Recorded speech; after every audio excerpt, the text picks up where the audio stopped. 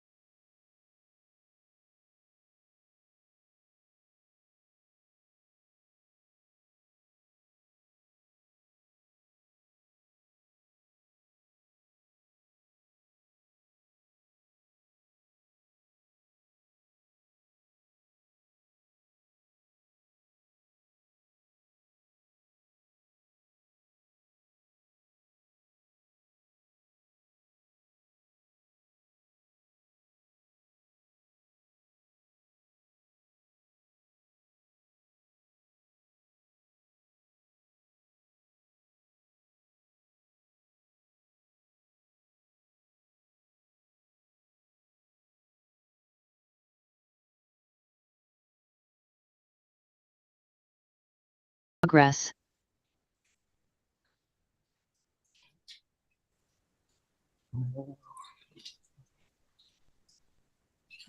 Let's see, what do we have here? Crap all over the place.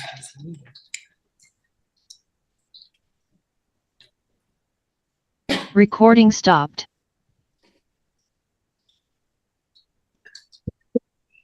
It's not gonna go away.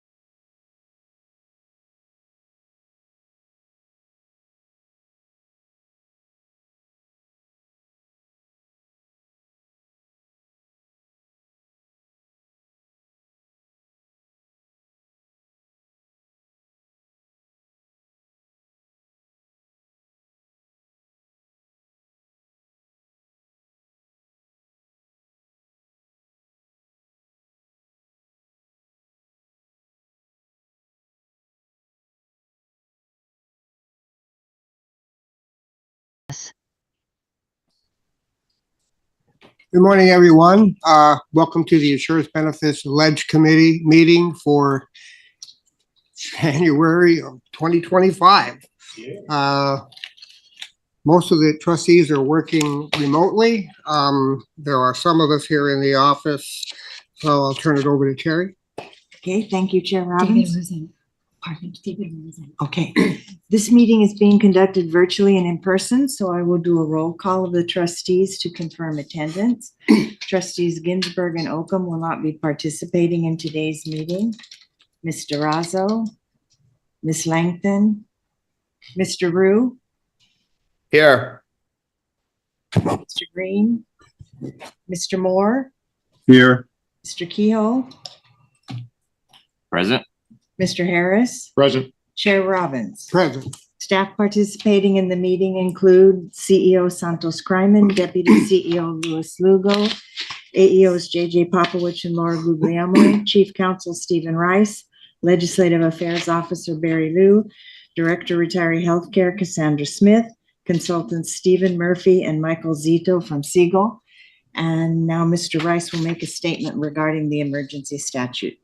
Yes, good morning, Chair Robbins and trustees. Under Section 54-953E of the Brown Act, the committee may approve teleconference meetings for itself when there is a proclaimed state of emergency and the committee finds that there is, as a result of the emergency, imminent risk to the health and safety of attendees if the meeting was to proceed in person. This determination can be valid for up to 45 days before it must be renewed. The board may properly make this finding today because of the governor's proclamations of a state of emergency due to the Los Angeles County fires and windstorms, LACERA's proximity to the Eaton fire, and Pasadena's red flag warnings that are still in effect as of today. We will need a motion and a second. The motion should state the finding of imminent risk and clarify the duration of the determination to a maximum of 45 days. And that would conclude my comments. Thank you very much. So I need a motion. I'll make the motion. And I'll second it. Mr. Kehoe, Aye. Mr. Rue, Yes. Chair Robbins. I'm an aye. The motion passes unanimously. Thank you very much. And then we can proceed with the agenda, starting with the approval of minutes. Oh, I need I have approval of the minutes of the December 4th meeting. I need a motion. So moved. I'll second. David seconded. Mr. Kehoe, Aye. Mr. Rue, Yes. Chair Robbins. I'm an aye. The motion passes unanimously. Item 4 is public comment. Do we have any requests from the public? I do not have any. We don't have any. We will move on to reports. Semi-annual report on approved engagements. Barry. Yes, thank you. Good morning, Chair Robbins and trustees. This is just a short summary report on approved engagements for the latter half of 2024. During that period, we did not meet with any legislators, although we are planning to do so this coming month in DC and possibly in Sacramento in the next coming months. Just some highlights on some positions on bills we had taken. One of them was AB 2284. That was a somewhat contentious bill within the Searle community. We ultimately adopted a watch position on that, and this had to do with how a retirement system defines grade in terms of determining compensation earnable. Another bill was AB 2474. This one's very significant for us. This allowed us to create a prepaid card program for our members who are unbanked. And as you've seen during the recent tragic wildfires this past week, there's another example of how if we have any members affected by this, the establishment of a prepaid card, would make it easier for them to continue, receiving benefits. And then I guess the only other item here I would highlight would be the Taxpayer Protection and Government Accountability Act. This was a ballot measure that ultimately got taken off the ballot, but previous to that, we had approved a watch position on that this ballot measure would have constrained the ability of local agencies and the state to raise taxes and charges. And, this possibly could have had downstream effects on retirement funding. And other than that, the Sacramento Legislative Committee, we're going to be doing our first meeting this coming Friday, and we'll see what comes up for the rest of the year. And that concludes my report. Happy to take any questions here. Anyone have any questions? I have one quick one for you, and it just has to do with the pension offset windfall legislation. At some point in time, when it looks like something's going to actually happen, are we going to be on top of that so we can send something out to our members?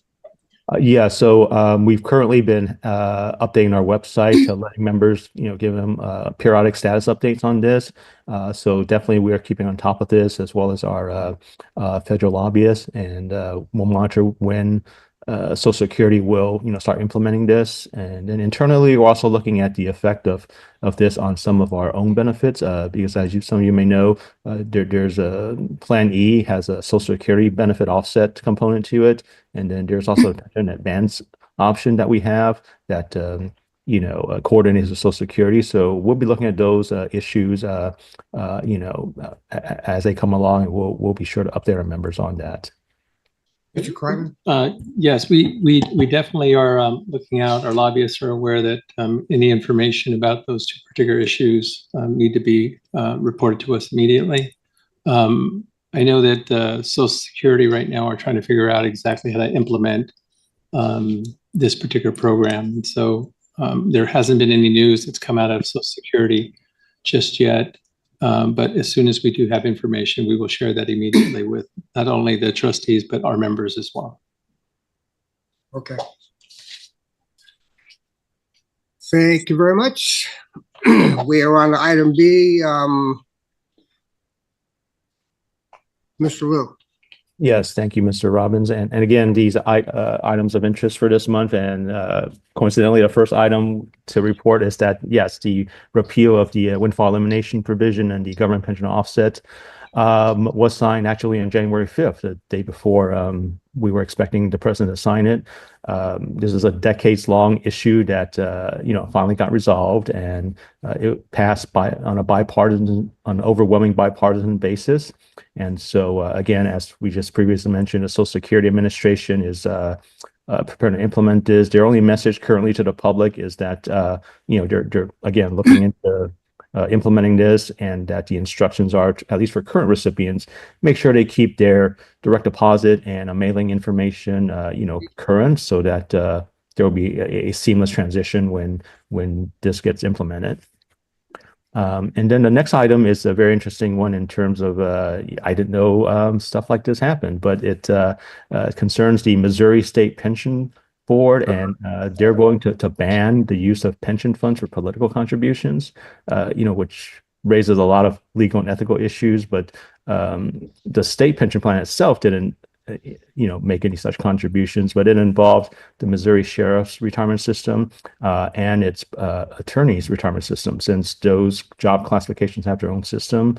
So apparently those two systems donated $80,000 in 2023 to support a ballot measure, which was going to impose fees on criminal cases in order to fund the pensions of the sheriffs and prosecutors. So you voters had rejected that measure, but it's kind of just raised issues about, using a public war chest for campaign finance. And so the Missouri State Pension is, trying to create, rules and regulations on just, prohibiting this in the future.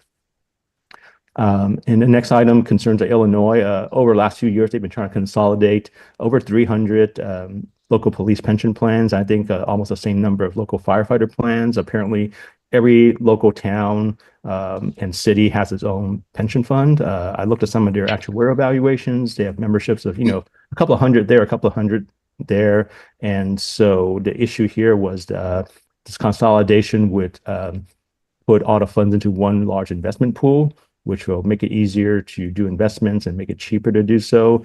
But the consolidation would still retain local control for each of these systems in terms of benefits administration and, say, disability applications. So this is purely for pooling their investment funds together. And then the last couple of items involves healthcare.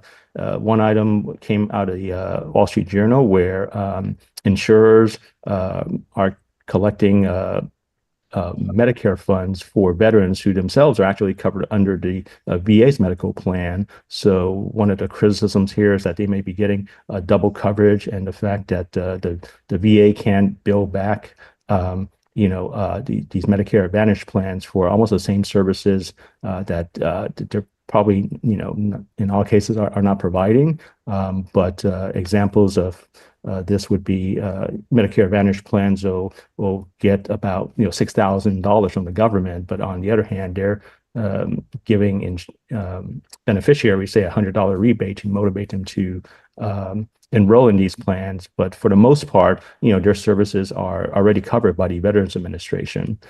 So there's been some calls to Congress to maybe better coordinate these benefits, which would kind of prevent, again, Medicare for, I guess, providing for services that they're not necessarily, that the beneficiaries aren't necessarily receiving. And then the last item is a bill that came in actually towards the end of the last Congress. Now that we're in a new year, there's a new Congress, but this was a last minute introduction by Senator Elizabeth Warren and Josh Hawley, Democrat and a Republican, a bipartisan bill to look at pharmacy benefit managers, essentially to propose that insurers cannot own PBMs. Some of the criticisms are that they're driving up drug prices and putting small pharmacies out of business. Again, the bill would essentially force insurers to, I guess, divest their PBM operations. But again, this bill had no movement since it was really just introduced in the last months of the prior Congress. So we'll see if this kind of rears up again in the new Congress in the next 2 years. So that concludes my report. Happy to take any questions. Any questions? Thank you very much. Item C, staff activities report. Cassandra. Yes, good morning, Mr. Chair, members of the committee.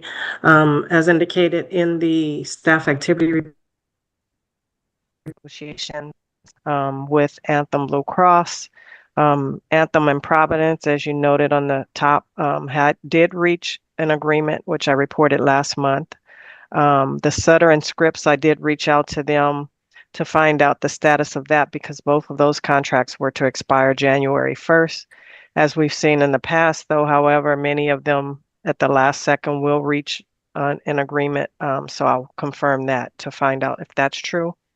Attached to the staff activity report, there was also a flyer that shows that contract agreement was made between Pearlman and Anthem Blue Cross, which provides additional facilities for our members that may be located in the San Diego area to utilize, which is a plus because Scripps up in the San Diego area, for those that pass by and see, is quite a large network for Anthem Blue Cross. So Pearlman was a very welcomed agreement as a possible alternative to those individuals. And then just a quick note, we held our renewal meeting with all of our carriers on January 7th for the 2025-26 premium cost. We will be bringing that to your committee next month in February. And that's it. Thank you very much. Anyone have any questions? I have a question. Yes. What are, oh, I'm sorry. It's on the wrong subject. I'll wait. Go ahead. Thank you very much. We're on item D, LACERA claims experience. Michael, you're up. Thank you, trustees, and good morning, trustees.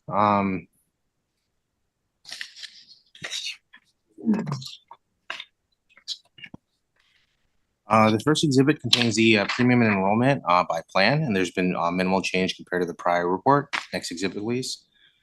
This exhibit contains the non-Medicare claims experience. So for Anthem, the year-over-year 12-month rolling trend represents a 3.3% increase as of November 2024, which is a 2.6 percentage point increase compared to the last month's report. For Cigna, the year-over-year 12-month rolling trend represents a 16.5% increase as of November 2024, which is a 2.5 percentage point decrease from last month's report. And Kaiser's experience remains unchanged and will be updated in the next report. Next exhibit, please. This contains the Anthem claims experience on an aggregate basis and by plan. So for all plans, the year-over-year rolling 12-month trend represents a 10.2% increase as of November 2024, which is a 1.5 percentage point increase compared to the prior report. For plans 1 and 2, the year-over-year trend increase represents a 13.3%. It's an increase as of November 2024, which is a 2.8 percentage point increase from the prior report. And for plan 3, the year-over-year trend increase is 7.9% as of November 2024, which is a slight 0.4 percentage point increase compared to the prior month's report. Next exhibit, please. This contains the Kaiser utilization report and it'll be updated in the future report. Next exhibit, please. This contains large claimants for Anthem, Cigna, and Kaiser.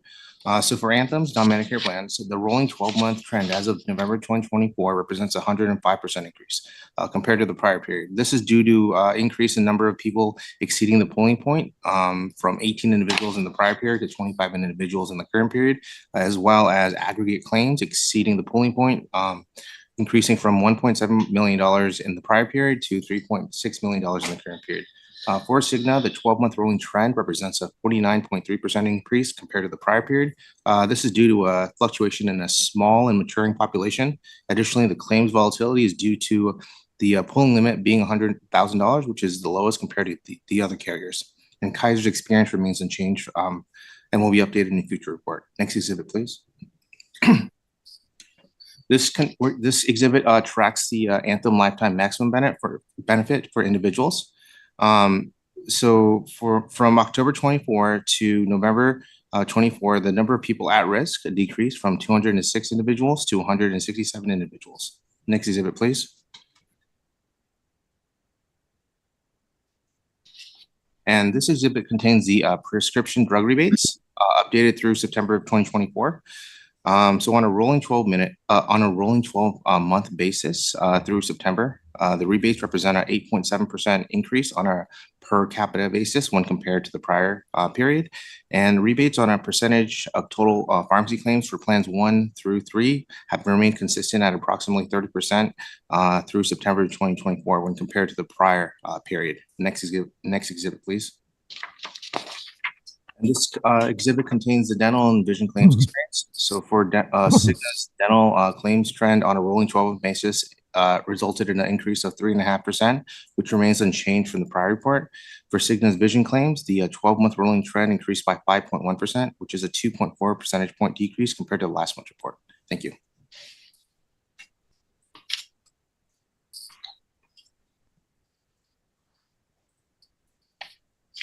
Mr. Chair, I do want to, I forgot to report one thing. I wanted to let all of the trustees know that during this whole disaster with all the fires in LA, we did receive notification from all of our medical plans that they are there to support our members. They are allowing early and refills of prescriptions for those members that are in the impacted areas, as well as those like Kaiser, for example. If a member is unable to get to a Kaiser facility, they can contact Kaiser, and Kaiser will facilitate allowing them using an out-of-network provider if necessary. And I've heard that from SCAN as well, Kaiser. So amongst all of our carriers, they're all doing what they can to support our members. And that's it. Great, thank you. We're now on to E.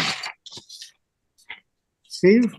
Good morning, trustees. Again, with the new administration coming in, we'll have to see what the priorities are and what they kind of go after first. I think kind of segueing or using Barry Lou's earlier presentation. So on the PBMs is a point of reference.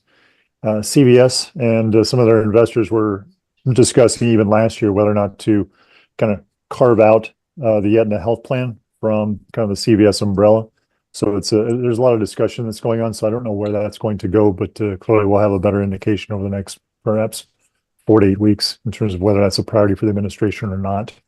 So we'll take a look at that. And then I think specific to the Medicare Advantage plan targeted for veterans that Barry had highlighted in his report. I agree. It is some inefficiencies in the administration of the Medicare Advantage plans. These programs are sold on the individual market and targeted towards members that have access to VA affair resources.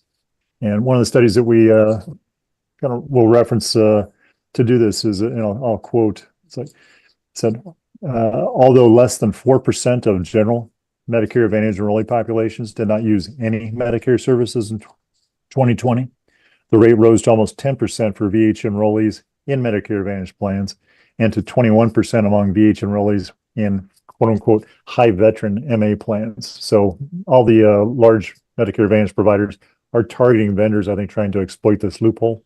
So I would suspect as this continues to gain more kind of press and recognition, we may see some changes in that, but the programs do not coordinate, as Barry had noted. So the VA and Medicare Advantage are not going to kind of exchange dollars to kind of create that and make that even. So clearly there's an opportunity for some improved efficiencies going forward. Other than that, I have nothing to report at this point, but I'm sure that that will change over the next couple of weeks.